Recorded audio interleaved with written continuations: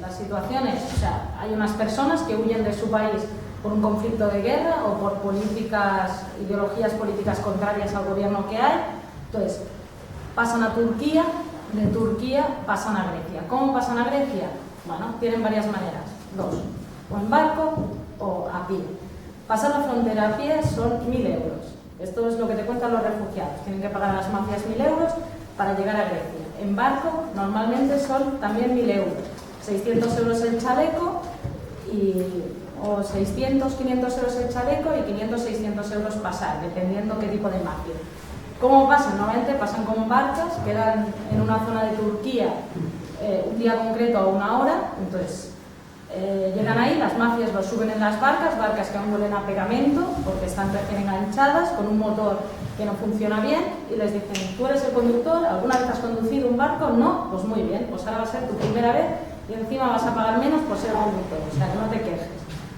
Tienes que llegar para allá recto, tira. Entonces dejan ahí conduciendo a uno que en la vida ha conducido un barco con el motor, a nosotros nos contaba uno que el motor iba trabado y solo podía ir en línea recta. Y un trayecto que son 45 metros, pues 45 minutos, a lo mejor tardaban 4 horas o 5. Y con unas horas impresionantes, todos llorando y fatal. ¿Vale? Entonces, llegan a Macedonia y antes de que la Unión Europea cerrara fronteras, pues lo que hacían era llegar a Grecia, pasaban la frontera de Macedonia y tiraban para Alemania, porque Alemania es el país más rico de la Unión Europea y es el que les iba a salvar. Esta es su ideología, bueno, la idea que tienen en mente cuando hacen esto. ¿Qué pasa? Que les cierran la frontera. Les cierran la frontera, entonces se empiezan a acumular la gente en Idomeni. ¿Por qué en Idomeni, en la antigua estación de tren? Pues porque es lo más cercano a la frontera. Está a 1 kilómetro o a 2, entonces ahí quedaban con las mafias y las mafias los pasaban a cambio de 1.000 euros. ¿Qué pasa? Que desalojan Idomeni y aparte en Idomeni no cabe todo el mundo y se van a las gasolineras próximas. A las gasolineras por el simple hecho de que es donde hay tiendas, les cobran 2 euros por ducharse, pero bueno, conmigo pueden ducharse y encima tienen los lavabos estos portátiles, que no es lo mismo que estar ahí. Cuando están allí, pues ACNUR tiene el detalle de actuar con ellos, tirándole tiendas de campaña para que se las monten ellos. O sea, ni se las montan ni les dan ningún otro tipo de ayuda. Entonces, decide el gobierno griego, con la ayuda de la Unión Europea, de los campos independientes, están actuando demasiados voluntarios independientes, no hay control, no está bien, tal, solución, los metemos en campos militares. ¿Qué pasa? Les meten en campos militares, como ha contado Sergio, con la excusa de, es que si no estáis registrados no os podemos dar asilo, y si os registráis en 2 semanas os damos asilo. Llevan 7 meses y aún no tienen asilo, pero bueno, con esta excusa los meten en los campos militares y es cuando conocemos a Sergio. ¿Qué pasa? Que los meten en campos militares, no dejan entrar al voluntario independiente, que el voluntario independiente era el que estaba haciendo reparticiones de comida, reparticiones de ropa, de material higiénico, de todo lo que necesitaban, porque las grandes organizaciones viven de ello, entonces dan pequeñas cosas para el día a día, no para que puedan prosperar, ¿no? Entonces les encierran en campos militares en los cuales, por ejemplo, hay cortes eléctricos porque no hay electricidad para todos, o sea, lo han montado rápidamente y mal y no tienen. Pues hay cortes de agua, hay cortes de electricidad, estaban en verano, por ejemplo, a 40-45 grados de temperatura. En esas circunstancias, pues están ya desesperados. Entonces, ahora mismo los ves, ¿no? Después de todos los viajes que hemos hecho, hemos visto un retroceso en tema depresivo, ¿no? Entonces, los ves, por un lado, encerrados en sus jaimas, sin querer salir, ¿sabes? Abatidos, que ven que eso no tiene fin y están con una depresión profunda. Los ves intentando conseguir dinero, sea como sea, para poder pagar a las mafias y conseguir pasar, o directamente están pidiendo dinero para volver a su país.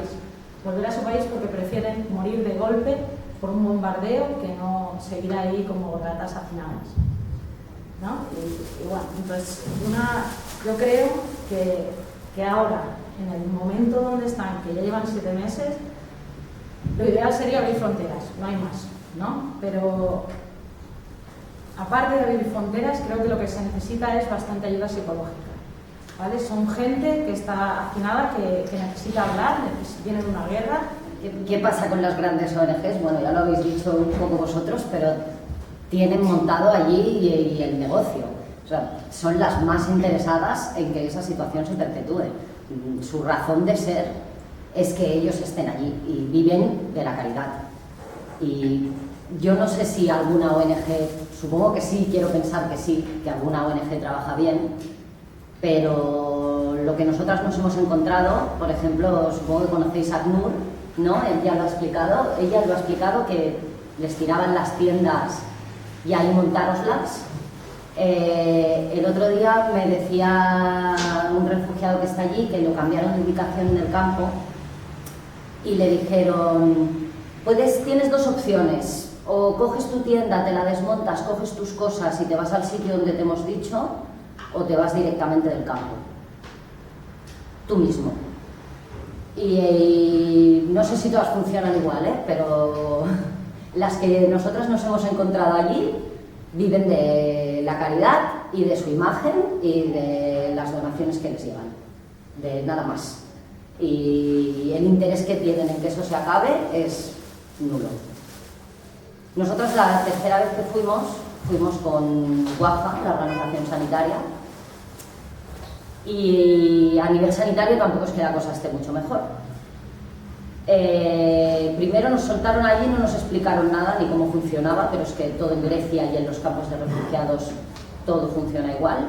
Hay en campos que solo actúa una organización sanitaria, hay en campos en que actúan cuatro que entre ellas se llevan mal y que compiten entre ellas y que no hay coordinación. No le cojas el paracetamol a médicos del mundo si eres de Cruz Roja, porque puedes tener un problema. Digo yo que el paracetamol que hay dentro del garito será para todos, pues no.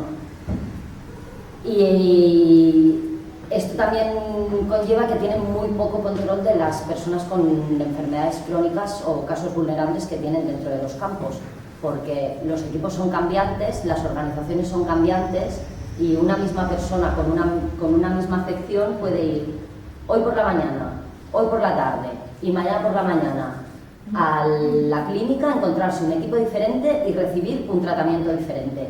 Y nadie sabe que ha venido la vez anterior, porque entre ellos no se comunican.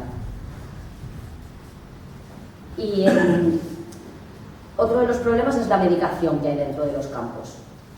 Yo supongo que va por donaciones y no tienen absolutamente ningún control de la medicación que tienen dentro, pero hay en campos en que sobra paracetamol y hay en campos en los que no tienes para entregar. Y hay en campos que tienen mucha medicación de crónicos y hay en otros que no, y es la misma organización la que lo lleva, pero es que, por ejemplo, con la que nosotras fuimos, el coordinador no es médico, ni es enfermero, ni es ningún profesional sanitario. No sé tampoco cómo coordina el material que tiene dentro del campo, pero, por ejemplo, esta chica que os he contado que se murió en Softex era porque no tenían, primero porque el médico no quiso salir de la clínica y segundo porque no tenían el material suficiente para atenderla. Y estas organizaciones cobran millones y millones de euros. WAFA tiene 15 millones de euros para actuar en los campos de refugiados griegos y tienen la medicación y material bastante precario y bastante insuficiente. Y por no contaros ya las medicaciones realmente que son muy caras. Encontramos un chico con una hepatitis C, con múltiples complicaciones de la hepatitis C, que necesitaba tratamiento, que cuando estaba en ECO se lo habían conseguido voluntarios independientes, el tratamiento, pagándolo de su bolsillo. Una organización catalana con la que fue Joel, Ayudamos Help, que le consiguió el tratamiento pagándolo ellos mismos. Y las organizaciones, cuando llegaron a los campos militares, el hermano estuvo pidiéndolo durante un mes. Y durante un mes le decían, llegará la semana que viene, y llegará la semana que viene. Y cuando nosotros nos fuimos, todavía nadie se lo había conseguido. Ni Médicos Sin Fronteras, ni Médicos del Mundo, ni Cruz Roja, ni WAFA, con la que estábamos nosotras. Y es que todo en Grecia va así, ¿eh? Es lento, es caótico. Con las derivaciones al hospital, por ejemplo, antes él contaba que los llevan al hospital, pero antes los llevaban al hospital y los hacían volver andando, 15 kilómetros andando. No había servicio para devolverlos al campo. Eso fue la segunda vez que fuimos. A la tercera vez que fuimos, un mes después, este problema todavía no estaba solucionado. Se conoce que ACNUR, junto con Praxis, junto con Guaja, Cruz Roja, Médicos del Mundo, se habían estado reuniendo para ver quién se encargaba de devolver a los refugiados del hospital a los campos, y todavía no lo habían conseguido. Aún la última semana todavía la cosa quedaba en el aire. Bueno, sí, id a ver si enviamos un coche que os vaya a buscar. Una cosa que sí hacíamos, porque no decía ninguna ONG y nadie cubría, era, Joel y yo bueno, nos jugamos bastante, porque yo decía que soy un poco temerario, porque después de encontrar con la policía, estábamos en la frontera, hay mucha mafia por ahí, era ir a casas abandonadas. Hay muchísimas casas abandonadas, es un yermo, Grecia, parece que hay gasolineras abandonadas por todos lados. De hecho, BP, Jara y Eco tienen el nombre que tienen por las gasolineras. Son gasolineras que se llaman así, que quedaron abandonadas con la crisis griega y montaron ahí todos los campamentos independientes. Pues nada, íbamos por las casas y a buscar gente que no quiere estar en los campos refugiados, militarizados, que huyó de la policía, que no pueden estar ahí algunos, porque hay casos bastante chocos. Bueno, hay una chica, por ejemplo, que había ahí que no puede entrar a los campos de refugiados porque no sé si acordáis de la guerra de Irak, la famosa baraja que sacaba Estados Unidos. Pues bueno, su padre era uno de los que estaba en esa baraja y la tenían cruzada los sirios, los kurdos, todo el mundo la tenía cruzada, entonces esa no podía andar por los campos.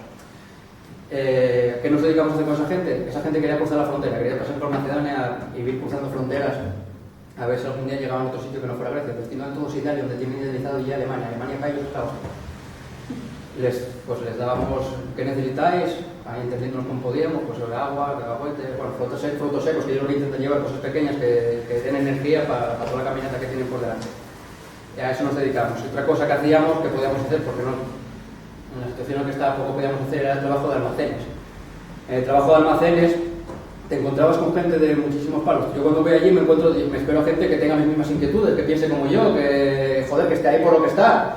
Pero ahí cuando empiezas a coincidir con gente te empiezas a plantear de dónde acaba el altruismo y empieza el negocio para muchos. Pues es el primer día, vamos al campo de Neacabala, que estaba al lado de Axiópolis, en el pueblo en el que estábamos unos 5 kilómetros estaría. Y ya, por ejemplo, ya me advierte de que cuidado con los niños. Tú con los niños ten cuidado, que como te van a venir todos, querías jugar contigo, como juegues con uno te van a venir 200.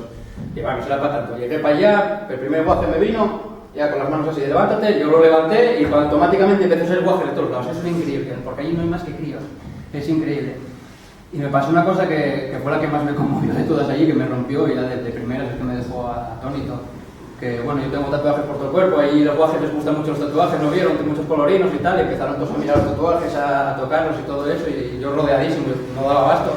Y un niño me cogió, me tiró de la camiseta, miré para atrás, así ya pasaba el tatuaje, me señaló para los policías de la guardia y me dijo, my friend, police is not good. Amigo mío, la policía no es buena. Hablando con un refugiado que hablaba árabe de ese campo, nos dijo que los policías les estaban robando el dinero. Bueno, ahí está, lo que hacíamos era, pues, ¿qué podemos hacer? Si no podemos entrar ahí, no podemos colaborar, no podemos hacer nada, pues por lo menos escucharlos, las palabras. Y como es el inglés y es patatero, tan patatero como el juego que tener yo, nos entendíamos con fuck Merkel, fuck Germany, fuck Greek y fuck todo esto, ¿no? Aparte de eso, y nos colamos tirándonos el rollo, yo empecé a ser enfermero también, aparte de ellas enseñaban la carta, yo también soy enfermero, yo tiraba para adelante. Y nada, intentaba ir a recopilar datos, a recoger casos, nos encontramos por ahí bastante sangrantes, a coger mujeres embarazadas y a los de Cruz Roja, techadinos ahí, todos en su carpa, que no tienen relación con los refugiados, porque oye, ellos son ganado, ¿no? ¿Para qué van a tratar con ellos? Y tienen que llevar a la mujer y decir, ¿qué? ¿Vais a atenderla?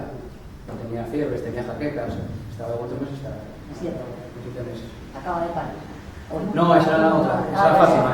Esa era Fátima, 4 meses. Nada, luego fuimos a otro campo que era Basilica y ahí ya nos pudimos colar por un agujero que hacían los refugiados, porque es que los vallaban, ellos tiraban las vallas. En Basilica son muy chulos. Ellos que les pongan las vallas que quieran, que ellos las van a tirar. Y al día siguiente los vuelven a poner tranquilos que las vamos a volver a tirar. Y ahí fue un poco cuando entramos en la clandestinidad, ¿no? Que fue a través de una familia kurda que yo conocía de antes. En la Jaima, en la tienda de campañas de ellos, hicimos una pequeña consulta médica, ¿no? Porque llevan cuántas semanas, nos dijeron los refugiados, 3 semanas sin aparecer ningún... ¿Y cuánta gente sabía ahí? 1.600. 1.600 y 3 semanas sin aparecer nadie atender. Cuando hay una tasa de embarazo brutal, porque alguien les dijo que si ellos quedaban embarazadas, que antes saldrían de los campos de refugiados y antes tendrían papeles.